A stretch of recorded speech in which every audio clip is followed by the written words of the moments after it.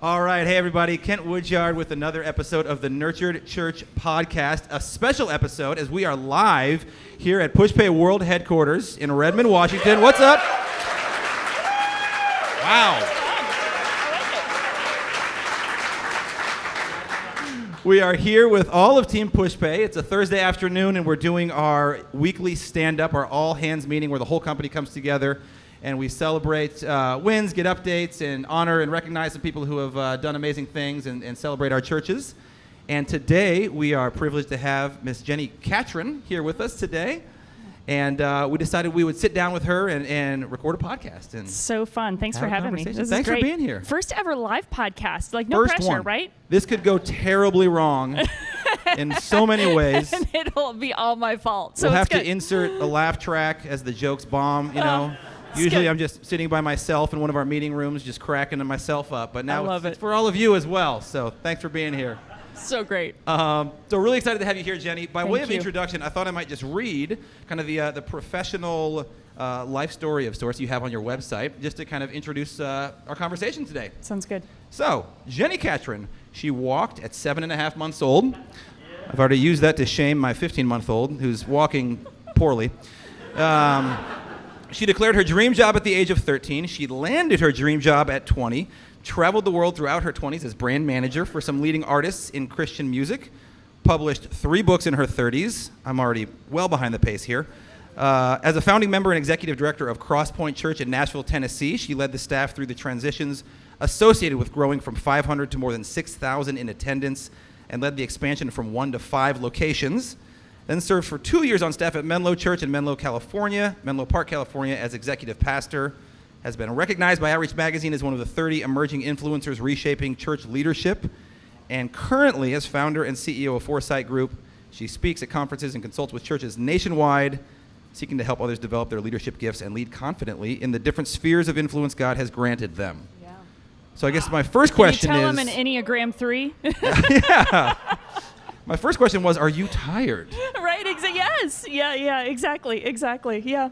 You know what? Part of it's just pace and that sense of purpose and fulfillment, but then there's also a learning of healthy pace. And so, yeah. So, yes, on some days I'm tired and some days I'm really energized, but it's fun. Yeah, and maybe just share a little bit more about the Foresight Group. I know that's your current focus, and you guys are doing a lot of amazing things for churches. So share a little bit more about the team and what you guys do as you come alongside churches to help them. Yeah, well, the Foresight Group is really an overflow of what I'd been learning about myself over the years of both ministry leadership and corporate leadership, was that I just love helping teams be healthy and thriving, helping leaders be well equipped to lead those teams.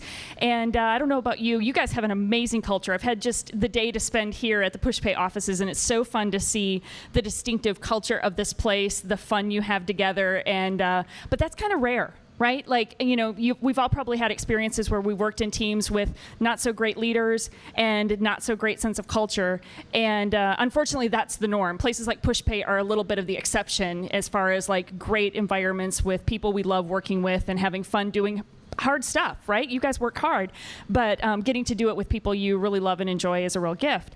And so that's what I realized is like, that's really what I love to do. And I've been able to do that both in corporate and in ministry and just help align teams. So long story short, that's what Foresight does, is we work with organizations, both churches, ministries, businesses, and help their leaders be healthy and thriving, and then equip their teams to be thriving and healthy. And then the work is an overflow. The accomplishment and things come as more of an overflow of that. So that happens through coaching, consulting, some courses, and different things like that. But that's the heart of it.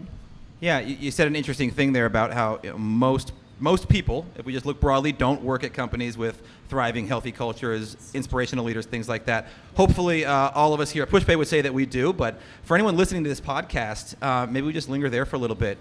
The advice you would give to somebody who finds themselves in a situation like that, maybe they're not the leader. They could say, hey, boss, you should go talk to Jenni at Foresight Group and stop being so terrible.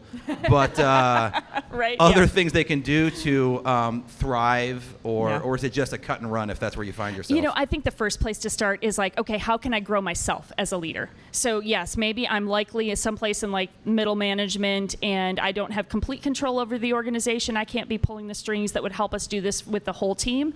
but I do have influence where I am right now, and my first influence is with me. So when you get to know me a little bit better, self-leadership is a really big passion of mine, that we've got to lead ourselves well before we can lead others. And so start with me. How can I continue to grow and learn?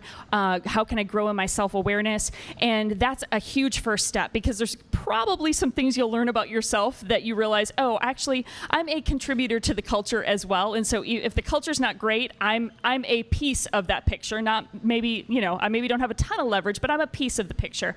And then with your team, if you're intentional to grow yourself as a leader, and then start instilling some best practices just with the team that you do have influence with, you can start changing the culture from within. And all of a sudden, other departments or other ministries are looking at you going, okay, why is that team having so much fun and actually accomplishing so much together? Like, they look like they actually like being here, and it draws out curiosity. It definitely gets the attention of the senior leaders too. So I say start with yourself, and then start with your core team.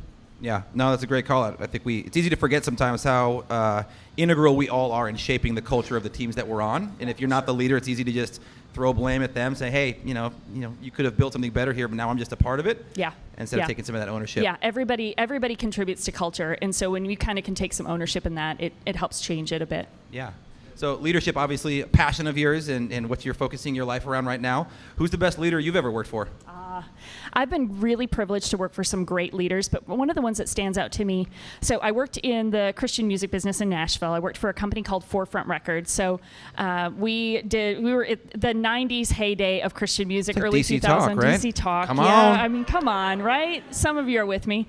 And so it was a great era, a great time to be in the Christian music industry. But my boss there was a guy named Greg Ham, and so fun part about his story is he worked in the mailroom of the record company while he was in seminary, and got promoted and eventually ended up being the president. So I joke that I had a pastor for my very first boss in a corporate setting, right? Craziest thing. But really a remarkable leader who threw me into the deep end often, right? Believed in me before I believed in myself, and promoted me to the manager of our sales and marketing department when I was 23. I was not remotely qualified for this job. I mean, I'm not joking. I was not remotely qualified for the job, but I was arrogant enough to believe that I should get it. And I wrote like an 11-page paper to him of why I should be hired for the job. I'm not. His assistant kept the paper and showed me years later of Jenni, I just love this. This is so sweet and so funny. And I was and I'm so mortified because only a 23-year-old, right? Yeah, right, exactly. So, but they gave me the job, and I remember one particular trip, I needed to go with an artist to Chicago. And the artist, none of her crew could travel with her, so it was just going to be she and I. We were doing some calls with some other organizations in Chicago. And I remember Greg sitting me down and saying, Jenni, this is a big deal, because her manager was pretty hardcore. If you mess something up, he was one of those managers that you were you don't mess with this guy. And so I remember Greg sitting me down and saying, hey, okay, here's the deal. These are the things you need to pay attention to. There's a lot on the line on this trip, and I need to know you know this. And I'm yes sir. And now I'm just saying I'm gonna figure it out. I'm gonna do it. But I hadn't driven around downtown Chicago as a 23-year-old kid who grew up in a town of 200 people, right? And so I knew Nashville traffic, but I didn't know Chicago traffic. So it's me and this artist, and and this is back before GPS, by the way. So I'm trying to navigate driving downtown Chicago and hope that this artist feels like I know totally what I'm doing. Anyway, Greg kind of gave me a good, kind of rattling of don't mess this up, kid. And yet he still threw me in to do it. And he did that a number of times, and I just knew he believed in me. And his belief in me, I say one of the greatest things we can give the people we lead is the gift of belief. And that's because Greg gave that to me. He believed in me, and he challenged me. He held me accountable. He pushed me. He didn't make it easy, but he believed in me and saw things in myself before I saw them in myself. Yeah. No, there's such a good lesson there, especially when you're investing in young leaders or people early in their career. There's this tendency like we're going to hold back until they can handle it or hold back until they're ready for it. But you're never going to be ready for it if you don't throw them and force them to stretch a little bit, beyond where they are. Yeah, and there's so many stories of Greg doing that, but I'm so grateful because without that, I wouldn't have, he knew I would rise to the occasion, and if I didn't, I'd be out. So, but it was cool. Remarkable. Well, good for you, Greg, if you're listening. Great job with Jenni. That's awesome. So one of the things you've talked about is you've said that if we look at the kind of the modern landscape of where we're doing ministry, where we're doing business, and how the pace of change and the pace of growth and this increasingly digital, seeming frenetic pace that we're in, you said that it requires different skills as a leader than maybe what were required in the past. So are there specifics you can pull out of there of 2 or 3 kind of core competencies that leaders 2019 need to be able to embody that even 10 or 15 years ago would not have been a requirement? Yeah. And, I look back and I think back to those days at Forefront, and I had the luxury of learning on the job, right? So I was at that job for 9 years, and I kind of grew with the organization. And now we're and we were talking about this earlier in one of the thought leader sessions. Troy was talking about just the pace of change with technology, which you guys all know super well. And I think that's the challenge we're facing as leaders, in that, you rewind 15 or 20 years, and we had the luxury of kind of growing with our organization and, kind of learning on the job. And now you will be eclipsed as a leader if you don't quickly stay current on what's happening. And so I think there's a couple things that are really required of us, but particularly that curiosity, that growth mindset, that willing to not rest on our laurels. I think there were seasons, for when I was a younger leader, that I could kind of just take a gentle pace of growth, and I wasn't going to be leapfrogged, in somebody who had more experience kind of coming in over me. That's not a reality anymore. Things are growing and shifting and changing so quickly that if we as leaders don't keep up with what's happening in technology and and all different elements of leadership, but particularly just the pace of change in our culture today, we'll get leapfrogged and we'll get left behind. So we have to maintain a curiosity and that growth edge that's really important. I think the other thing that's really critical is it goes back to self-awareness and self-leadership. Again, I've already talked about it once, but I think we can't embrace that enough to go that there are emotional intelligence, I think, is just hugely important to leaders, that you've got to understand yourself, you've got to understand others, and you've got to understand how others experience you. And that's like a differentiator in the marketplace today, in that we can automate. Automize? What I want to say? Automate. Thank you. I've used a lot of words today. We can automate so many things, but the differentiator is the people dynamic. And so the better you are able to lead yourself and lead others and have the emotional intelligence to do so will set you apart in the workplace today, because we're gonna have robots who do a lot of the other stuff. But the people dynamic of leadership is going to be the differentiator for leaders moving forward. Yeah, no, I think that's really well put. I think I'm sure a lot of us can experience that in our own lives, or think about the times when, man, this was a boss who was emotionally aware, emotionally intelligent, self-aware enough to identify their own weaknesses and not bring those into work with them. And I think that's a hugely powerful thing. I don't know if we can credit the millennial generation, of which I am, an elder of. I am the voice of my generation here on the stage. But I think just as a generation, there is this interest. You even talked about Enneagram 3, and a lot of people could nod their heads and say, I recognize that, I know what that is. We're doing the Myers-Briggs. There's this desire to understand ourselves and understand how we tick and how we operate. Yeah. And so I think then there's the expectation that leaders would be able to, tap into some of those things as well. Yeah. It's interesting. One of the things I talked about recently with Tyler Reagan, who I know you know about, multi-generational teams. And the reality facing the church today, which is that senior pastors are getting older. And that the average age of the senior pastor in America is something we're in the 50s now, where it used to be in the early 40s. And there's, I don't know if you call it a crisis, but a challenge facing the church today, as a lot of these really charismatic, really magnetic personalities who have built a lot of these churches that we're privileged to serve here at Pushpay, they're getting older and they're going to be facing retirement. And the question is, where is this next generation of leaders coming from? You talk with a lot of churches. You're meeting with these guys week in and week out all across the country. So maybe to ask kind of a pointed and controversial question, but do you feel like the pastors that you work with, do you feel like they are equipped to lead well in the world that we live in today? And if not, what are some of those gaps that you see kind of come up time and time again in your consulting work? It's a great question. I think there's a lot of differences on that spectrum. I think that there are some pastors who are really conscious and aware of the continual shifting dynamics within our culture that are affecting our churches, and they're really trying to pay attention to that. And I think there are some that maybe have been doing church for a good while and it's worked for them, and they're still kind of coasting on the momentum of what happened in churches a decade ago, and I think it's going to catch up with them. So I think I see both and. I think I see some of our younger church planters who maybe have a few years under their belts and they're seeing good growth and they're seeing good momentum, but they're very open to, even things like online church, that, we're all kind of like, okay, what does that even mean? Are we actually in community together? And there's all kinds of questions happening with that. And, but they're embracing those new things to say, hey, we've got to keep looking at what's happening and how do we best engage it to keep engaging with people who are becoming less and less interested in the church.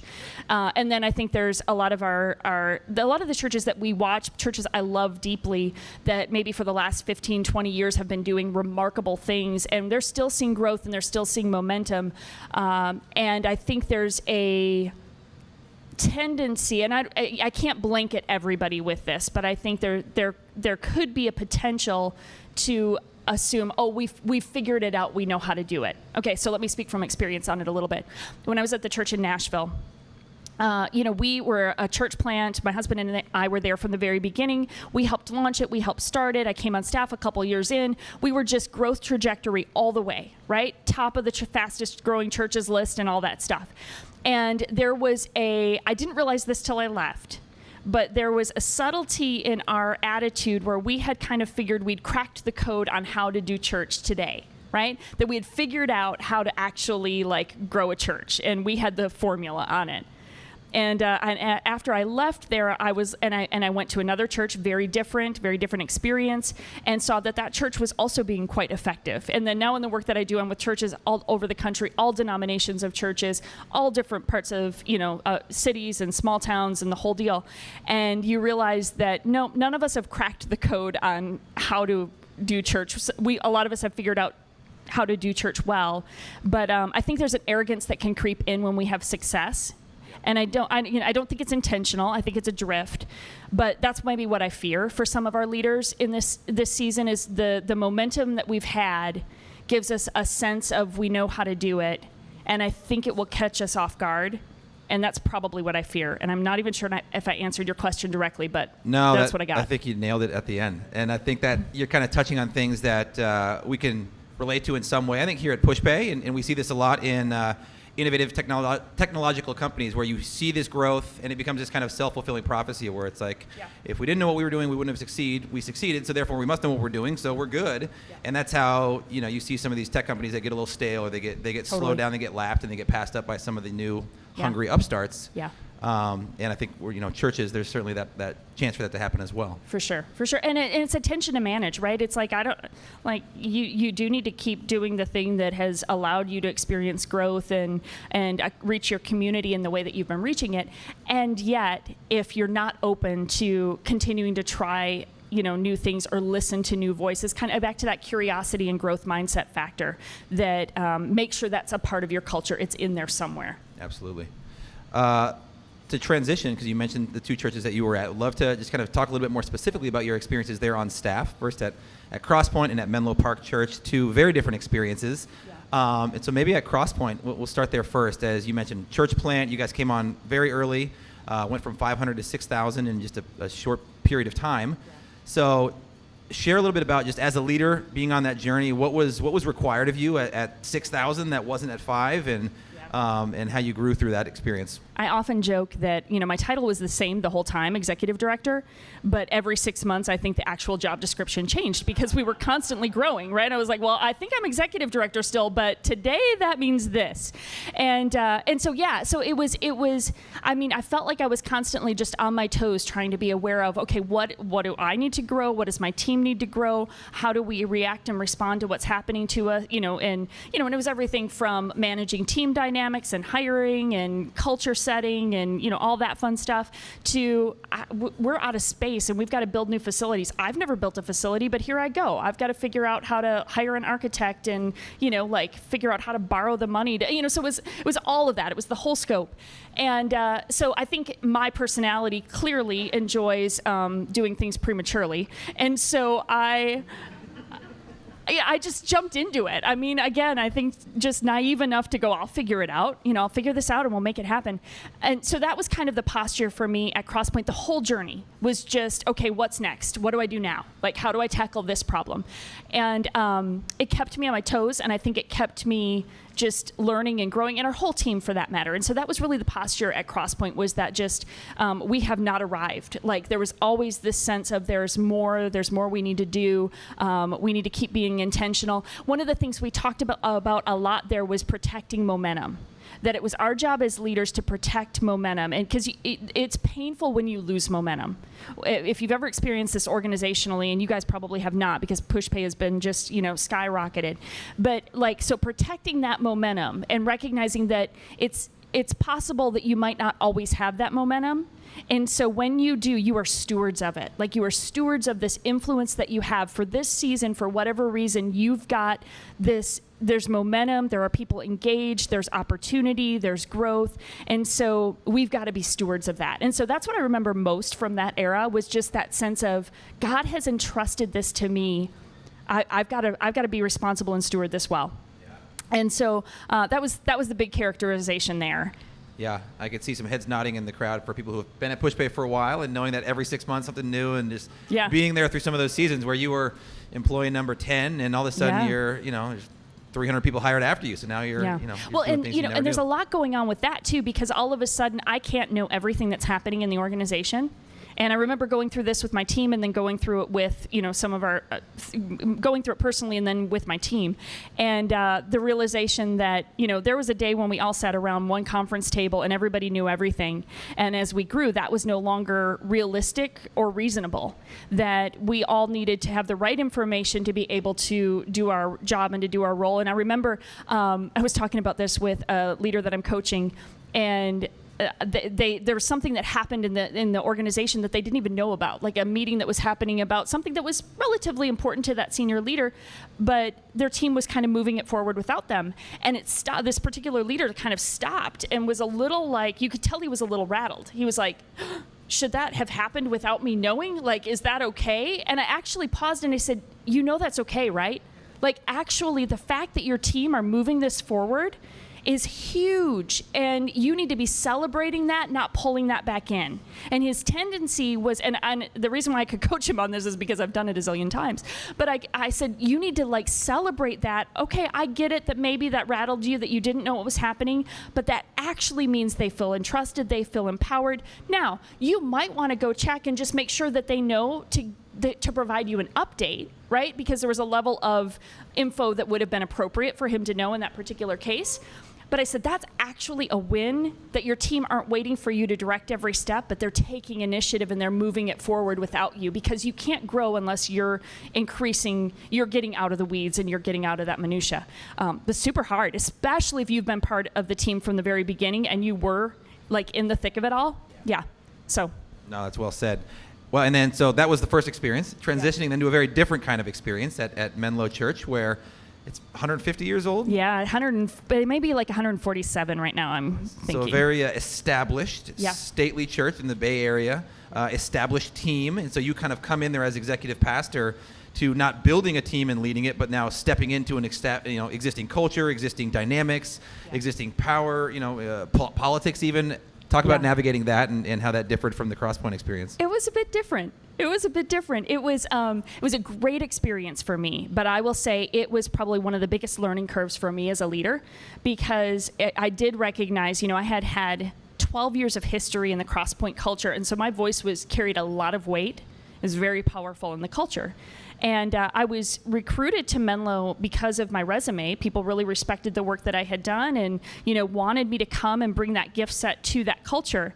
But I underestimated that it takes time the resume may have gotten you there, but earning the trust and the influence with the team takes time. And, again, sometimes I'm little bit hurried in my approach to things, and then it was a totally different thing, right? Like I was, kind of startup mentality at Crosspoint, and then Menlo's 140 years of and denominational infrastructure, so the governance model was very different as well, and so that was new to me. So that season taught me a lot about myself. In that I needed to slow down and be a little bit more patient in earning the trust and earning the influence in the culture, that it's not just automatic. There's a level of trust that should be given when somebody new comes into the team, because your vetting process, your hiring processes should help sort out that you've brought somebody into the team and onto the culture that you believe is going to be a great fit. So there's a level of trust that should just be automatically given. But then the additional influence to really have a voice takes some time. And I underestimated that at points. I pushed a little too hard in some places and, had to kind of find my way. It was really, really healthy, and it was really, really good for me. But it gave me a lot of insight into just the different dynamics at different stages of life of organizations. And I think one of the learnings for me too that I kind of translate into a lot of the culture work that I do with teams is that if you think about a transplant, like a heart transplant. Now I'm not a doctor, so this analogy is going to fall apart really quickly. But what I do know is that if you have a transplant, an organ transplant of some kind, the body is given anti-rejection meds so that it will receive the new organ.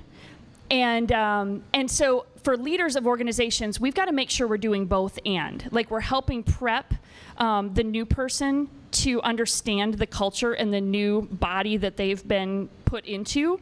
And at the same time, we need to help the body, that organization, be prepared to receive and accept the organ.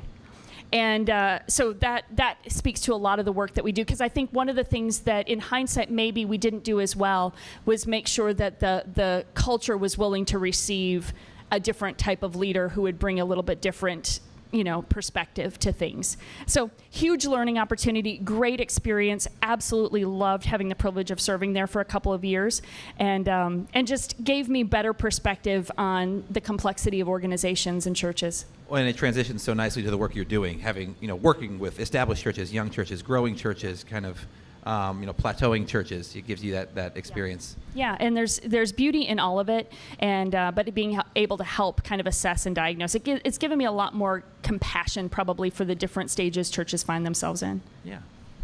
One question specifically for our PushPay audience here, and we'll probably cut this out of the podcast, so speak frankly as you'd like, but stepping back into your role as executive pastor, maybe putting your XP hat on again. A lot of us here, whether we're in sales or marketing or in product or in customer success, we work with executive pastors, we're trying to get their attention somehow, we're trying to get on their calendar, we're trying to provide value and help and serve them and make their jobs easier in some way, but they're busy, and you're pulled in a lot of different directions. Your inbox fills up with other people who want to do the same thing. So any tips or insider tricks you can give us on how to get through to an executive pastor? Yeah, we're kind of a crazy crew, but I think the thing to know there is that executive pastors, they're wearing so many hats. It's a really unique position, in my opinion, because in most scenarios, this is not true in all scenarios, but in most of our churches, the executive pastor has more of the skill set of like a CEO in a corporate structure, in that they're typically more of the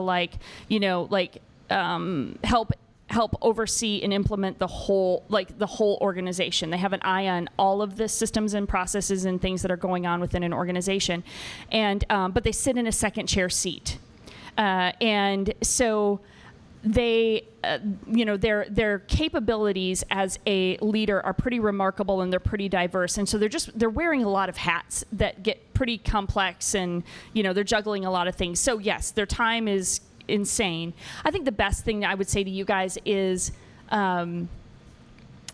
just the more that you can provide concrete solutions that help, and I know that you do this, but communicating it in a way that helps them see a clear path for the transition. Because what they're dealing with is they're typically dealing with, most of our churches are always understaffed, and particularly in operations and tech.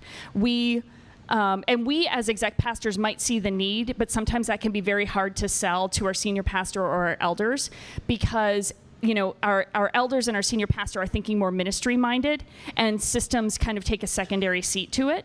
And so we're always ending up cutting corners on funding for those areas in order to kind of appease the pastoral voices that are like, but we need more people ministering to people, and which is we do, right? We need all of those things. But what I often see is that our operations and our tech side of things get our leftovers. So I partner with Vanderbloemen on their culture survey. And so they do their culture survey thing, and one of the scores that I routinely see that's low is our church doesn't provide enough resources for technology and innovation. I mean, and I haven't actually done like the data on it, but when I get the reports back, because I'm going to work with an organization on their culture stuff, I keep seeing this theme that their staff, because their employees are the ones who are taking the survey, their employees are saying our organization doesn't provide enough resources for innovation, technology, et cetera. Feel free to send those leads to my inbox. Deal. So I think that's just knowing that, right? That like they're really battling the resource battle because it's a hard sell in a ministry context. And for you guys, it's like a no-brainer. You know the return is there, and you've got all the data to support it. So the more that you can equip them to make the sale to ministry-minded folks, I think that's probably the like distilling all of this to that, right? That help them know how to sell it to ministry-minded folks so that it's not just, it's going to make my life easier. It's going to make and because of the financial piece of it, it always does perk pastors' attention anyway. So there's that, and helping them see how can we take the weight off of their team, because the other challenge that most of them have is if they have tech staff, they don't have a lot of tech staff, and their tech staff are already tapped. And so their fear is that if I make a shift in one of my major technology tools, all of a sudden my eyes roll back in my head, and I'm like, I don't know how we're going to even manage that because I can barely keep up with what we're doing right now. So I don't know specifically how to tell you to solve that, but the more that you can be aware of the fact that they're totally overwhelmed by figuring out how to solve their technology issues. Even with the thought leaders group that was here today, I heard them around the tables talking about one of the churches was saying, we've got to change our CRM, we've got to change this, we've got to change that. And his head's exploding because all of his systems needed to be upgraded. And in this case, it's a really fast growing church. And so everything's breaking because of their growth. But it's even a where do I even start kind of overwhelm, while he's tactically trying to manage this church is, we've outgrown our space in this place, and I got to figure out if we can add a service, and I've got to figure out how to build out this building over here, and I've got 5 open positions on staff. And, so an exec pastor's mind is constantly dealing with all those. No, I think it emphasizes well a lot of the things that we talk about, but it's just helpful to hear it reinforced of not just coming in with a tool, but a strategy and a solution as well alongside of it. Yeah. No, that's super helpful. Well, I know we could continue talking about these things all day long, but as we look to kind of wrap up here, any closing kind of exhortations or encouragements for leaders or aspiring leaders here who want to grow and develop and get better? As you look back over the last 20 years of your career, what are some of the practical things that you have done to improve and grow as a leader that we can maybe take away with us today? Yeah, it's good. Thanks for that question. I think just recognizing the significance of your influence as a leader is a real big passion point for me. I think, in my early days, I had positions of leadership, but I saw those as just a means to my own end in my growth and development and the career ladder that I wanted to climb. And I think one of the biggest learnings for me was recognizing that leadership isn't really about me or for me, that leadership is about the people that I have influence with. And that word influence by definition means the power to change or affect someone. And I think that's the one that kind of stopped me in my tracks, because I was like, wow, if I have influence, which we all have influence, by the way, it doesn't take a position to have influence. We all have influence with our friends, our coworkers, our families, our neighbors, the people we attend church with, and certainly with the people that we're responsible for in the organizations that we serve. And so if I can recognize that because I have influence, I have the power to change or affect someone. And what do I want that trajectory to look like? Do I want that influence to leave a legacy of people who talk about me like I talked about Greg?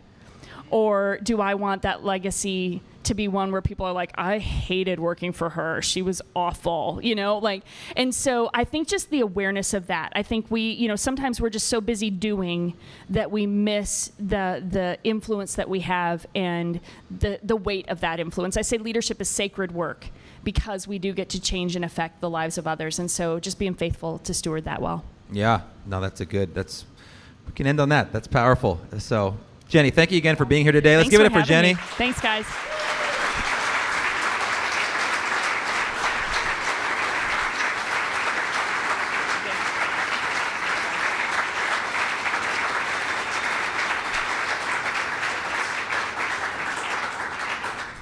Jenni Catron on Twitter and Facebook. Yes. Follow her. She's got a book out. I have an extra one of those too if you want to give it away. We do. We've got one copy of the book that we're going to give away. Who wants it? First hand that I see. Preston. Yeah. Okay. There you go. It's in my bag, Becca.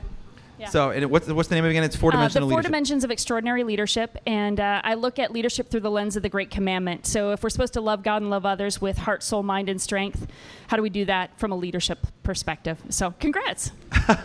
So for you listening, if you're not here, the Four Dimensions of Leadership, look it up on Amazon. Jenni, thanks for being here. Thanks everyone for listening. We will see you on the next episode.